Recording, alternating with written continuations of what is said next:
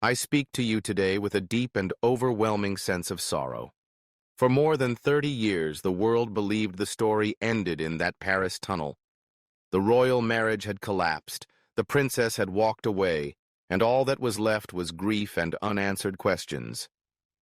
But not everything was buried with her. In a quiet corner of Buckingham Palace sits a Cartier watch, frozen at 12:36 a.m. The exact moment Princess Diana's heart stopped on August 31st, 1997. Some call it coincidence. Others have begun to wonder, especially since, not long before his coronation, King Charles received a small, unmarked package.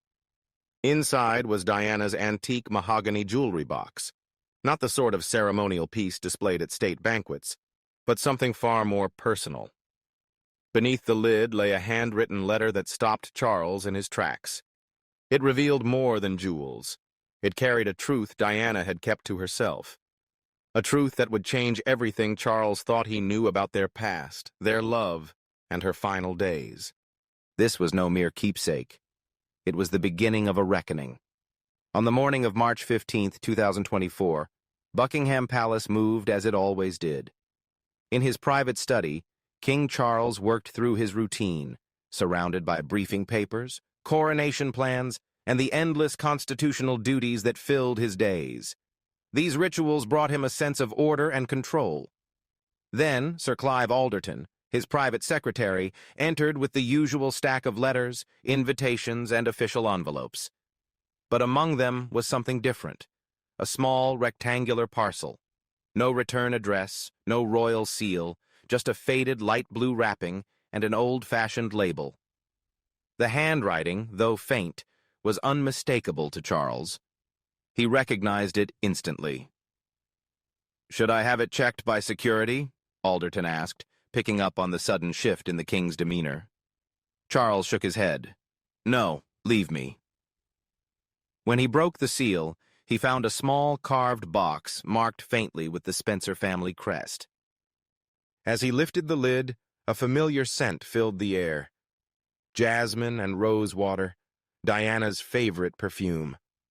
A wave of memories surged through him.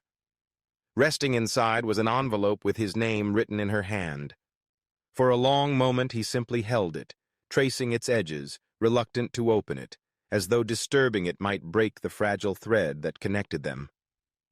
When he finally unfolded the cream-colored paper, its edges tinged with age, he saw the date, August 29th, 1997, just 2 days before her death.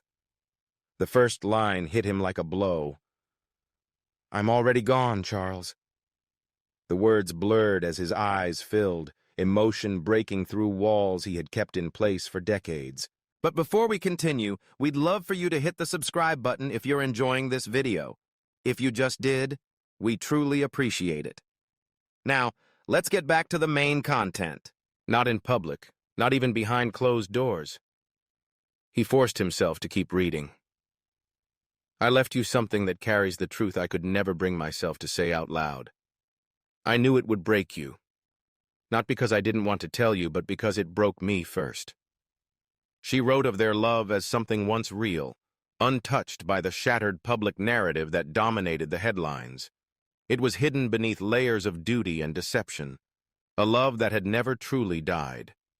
It was just us once, before the world became too loud, before the palace, before the media, before everything started demanding pieces of us we couldn't give. Charles leaned back in his chair, pressing the letter against his chest. For a moment, he could almost hear her voice, steady, intimate, unfinished. And this was only the beginning. Something felt wrong about the jewelry box's lining. There was a faint, raised seam. His hands trembled as he brushed along the velvet until he found it. With a careful tug, the false bottom gave way. Another note emerged, hurriedly written. The handwriting was uneven, and the ink was blurred where tears had fallen. The date in the corner read August 30th, 1997, the night before the crash. "Charles, I'm going to Paris tonight." But I must be honest with you. You should know before it's too late." His eyes moved quickly over the page.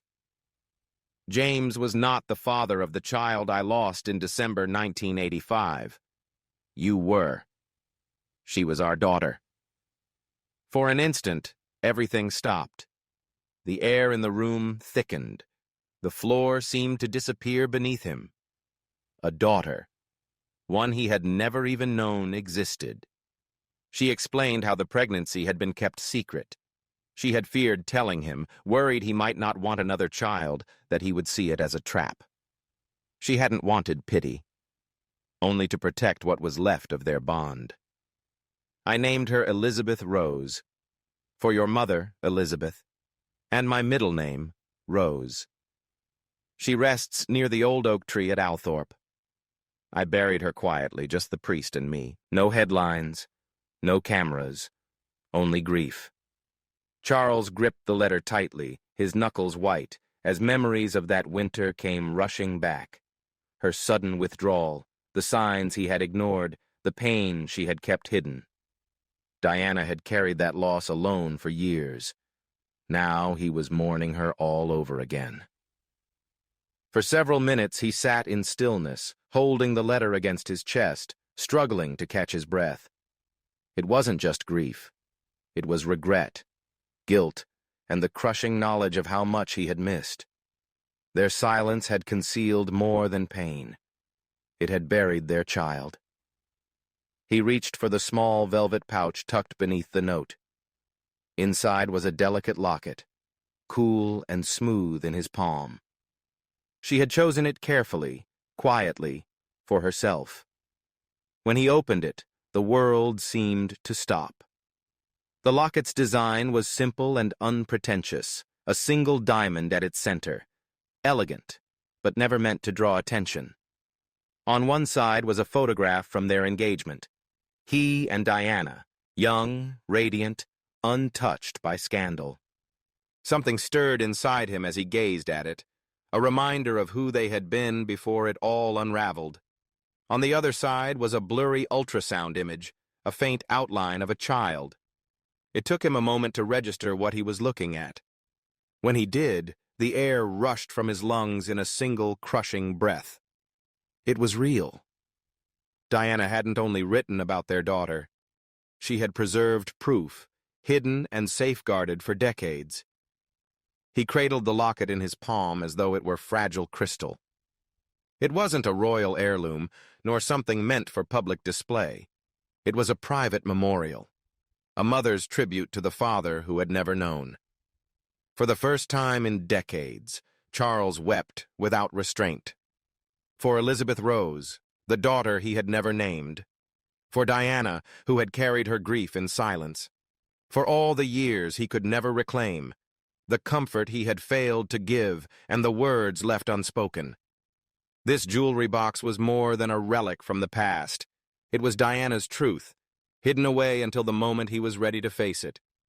Just when he thought the revelations were over, he saw one final envelope beneath the locket. It was thicker than the others, slightly swollen with pages of lined paper, each covered from margin to margin. Across the front, in her hand, was a single instruction. "Read this last." He opened it slowly. Inside was what appeared to be a journal entry dated July 15th, 1997, 6 weeks before her death. The first line hit him like a fresh wound. "Charles, I've been thinking about us again. Not the version of us the world saw, but the real us. Before the titles, before the hurt." She wrote of long-forgotten evenings at Balmoral when they would slip away from the formalities and walk under the open sky. She recalled how she had once promised to help him hold on to the man beneath the crown, and how he used to laugh, truly laugh, without caution or reserve. "You were afraid of losing yourself, afraid of becoming king. I promised I'd help you remember who you were, but I failed you." This wasn't the voice the tabloids had painted, not the vengeful, reckless princess of the headlines. On these pages was a woman unguarded, honest, taking responsibility instead of seeking revenge. I was consumed by my own pain. When I should have protected what we had, I exposed it. I stopped seeing you because I was so desperate to be seen. Charles closed his eyes, the paper trembling in his hands. The world had only ever known their collapse through headlines and flashing cameras. But here, in her own words, was the quiet truth, the confession of a woman who had loved him, even when she no longer knew how to show it. This was Diana without the public gaze, sincere, imperfect, and deeply human. When he turned the page, the fragile calm he had managed to hold shattered. I've made a decision. My relationship with Dodi is ending. It never truly began. It was a distraction, maybe even a cry for attention, but my heart was never in it. It never had been. For years, the world believed Diana had moved on, that she had finally escaped the constraints of the monarchy and found happiness elsewhere. But she confessed that her so-called freedom was nothing more than an illusion. I wanted you to notice me. I wanted to feel like I belonged again, but I missed you far more when I pretended to love someone else. Charles stared blankly at the page, the headlines, the yacht, the vacations, the photographs of Diana and Dodi. All of it had been carefully staged.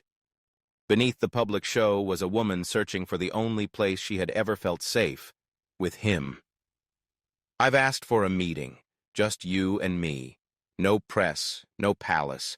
I want to talk, really talk, not as strangers, not as royals, but as two people who still care. She had been on her way back, to him, not to the crown. As Charles read, he felt the weight of what they might have rebuilt, a life hidden beneath decades of hurt and silence, within reach, until fate tore it away. The next journal entry was dated August 30th, 1997, the night before the crash. His hands trembled as he unfolded the paper, already bracing himself for what it might hold. The handwriting was rushed and uneven, as if written in a storm. I almost called you tonight. 5 words, yet they landed like a blow. I picked up the phone 3 times. I started dialing 3 times, but each time I froze. What if you've moved on? What if you don't want me anymore? What if I've hurt you too much to be forgiven? Charles inhaled sharply. That night was etched into his memory. At Balmoral, he had paced his study alone, wrestling with the same doubts. He had seen the photographs of her with Dodi in Paris, yet deep down, he had sensed she wasn't finished with him. Twice, he had lifted the phone, only to set it down again. Her words continued. I wanted to tell you everything, that I was coming back, that I wanted us again. But the words wouldn't come. I'm writing them now, just in case. A low sob escaped him. The phone had never rung. Neither of them had been brave enough to cross the silence. And then, it was too late. At the bottom of the stack was an envelope marked in large, underlined letters. Emergency. For Charles only. He opened it with unsteady hands. Unlike her reflective journal entries, this one was urgent, the handwriting jagged and tense. Charles, you must know. This trip is not what it seems. If something happens to me in Paris... His heartbeat quickened. Yes, I'm with Dodi, but not because I love him. This isn't a vacation, it's a cover. 3 weeks ago, I received an anonymous warning. Someone knows about Elizabeth Rose. They also know I sought treatment at a clinic and claimed to have medical files that should have been destroyed. They threatened to release them unless I disappeared from public life. No more charity work, no more speaking out. They even told me how to portray you. Cold, unfeeling, the husband who abandoned me when I needed him most. Charles's jaw tightened. Diana had not gone to Paris for romance. She had gone to protect her family, to buy time, to shield the monarchy from a scandal it couldn't withstand. Dodi knows nothing. He thinks I'm finally letting go of the past, but you are all I can think about. You and our boys, and the daughter we lost. His chest constricted. She hadn't died chasing love. She had died trying to keep a tidal wave of secrets from consuming them all, secrets she never should have had to carry alone. Beneath the emergency letter, Charles found one final bundle of papers, neatly folded and clipped together. Inside were a schedule, copies of correspondence, and handwritten notes. At the top, a short memo. September 1st, 1997. 3:00 p.m. Windsor Castle, private chapel. It was a planned meeting, outside palace protocol. No aides, no security. Just the two of them. She had arranged it in secret, using trusted friends, discreet intermediaries, and allies who knew how to slip past the rigid machinery of royal control. One of the letters, addressed to Sir Robert Fellowes, revealed that Charles had already been informed of the meeting and had agreed to attend. He remembered it now, how Fellowes had vaguely hinted at a sensitive matter needing discretion just days before the crash. Charles hadn't pressed for details, assuming it was some political issue, as was often the case. He had no idea it was about her. Among the stack was Diana's draft speech for that meeting. Though handwritten and marked with edits in the margins, the intent was unmistakable. I acknowledge my mistakes, but I believe what we had was real, and there's still time. She wasn't asking for forgiveness or truce. Instead, she was offering something quieter, more deliberate, a renewed partnership, a way forward for themselves and their family, away from the glare of the public eye. Charles pressed the pages against his chest. She had been ready. She was coming back. But instead of arriving at Windsor's private chapel, her journey ended in the Paris tunnel. And with it, the meeting that might have altered the course of royal history never took place. At the very bottom of the jewelry box, nearly hidden beneath the last fold of silk, was a small black cassette. No date, no label. Only one handwritten note. For Charles. Play when you're alone. He hesitated before pressing play, unsure how much more he could bear. Finally, he slid the tape into an old player tucked away in his study, a machine he hadn't touched in years. The same hands that had once cradled newborn sons and signed state documents now trembled over a simple plastic button. A soft hiss filled the room, followed by her voice. "Hello, Charles. My sweetheart." He froze. Not because she had often used that endearment in private, but because it sounded as if she were right there beside him, breathing, holding back tears. "I don't know if you'll ever hear this," she said, "but I had to say it, just in case I couldn't in person." Her voice moved between steady and fragile.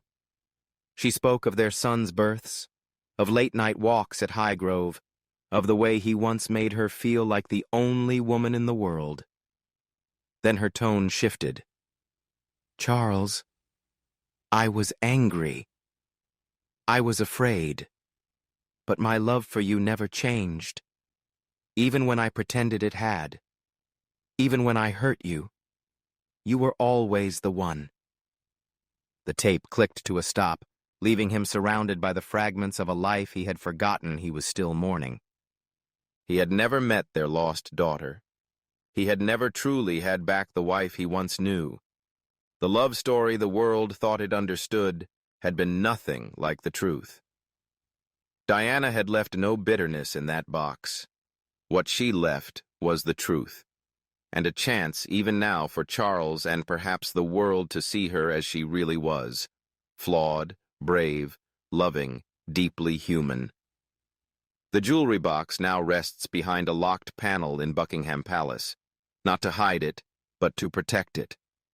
It is sacred, a reminder that even the most public lives contain private moments that can change everything. And in the end, what lingered for the king was not the tragedy or the scandal, but her voice, a quiet plea for love, still echoing when no one else was listening. Some stories don't end when they're over. They keep speaking, because sometimes the past refuses to stay silent.